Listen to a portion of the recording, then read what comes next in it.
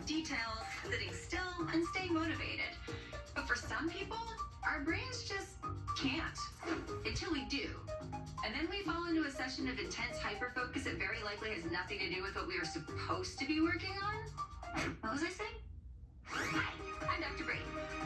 Okay, my name is actually Crystal Dilworth, but I have a PhD in neuroscience, so it's easier to just call me Dr. Brain. So, I'm Dr. Brain!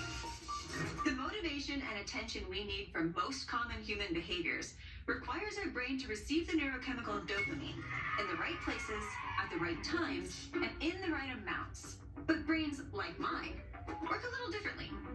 I have what's called ADHD, Attention Deficit Hyperactivity Disorder. Some types of ADHD people are restless, have a lot of energy, and are always moving around.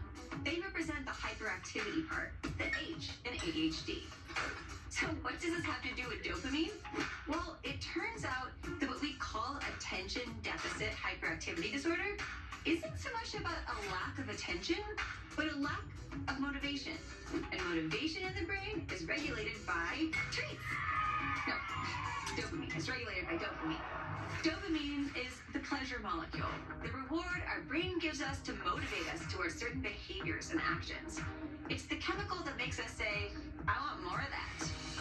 For a variety of reasons, ADHD brains don't have the same ability to respond to dopamine compared to typical brains, especially in the regions of our cortex involved in attention, stimulus processing, and impulse control. One of my favorite things about having ADHD is that I can listen to multiple conversations at the same time.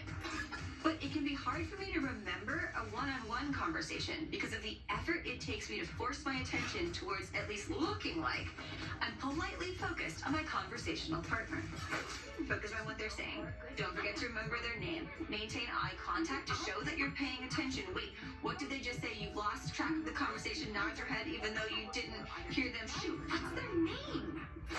It's important for me to say that ADHD brains are not less intelligent, and ADHD people are not lazy. We're CEOs, and doctors, and engineers, and actors, and neuroscientists. Our brains just work a little differently, so we have to work with them a little differently.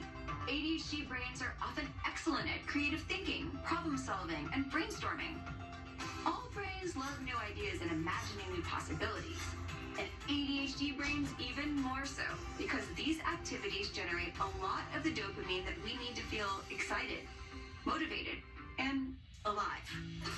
ADHD is a serious diagnosis, and we should never think that we can diagnose someone else's situation based only on our casual observation of their behavior. An ADHD diagnosis requires a series of tests performed by licensed doctors. Sometimes, like me, you're so good at masking your struggles and differences that even you don't realize that your brain is motivationally challenged until you're a full-grown neuroscientist. Trust me, it's never too late to learn new things about the brain. Bye! Next up on Mission Unstoppable.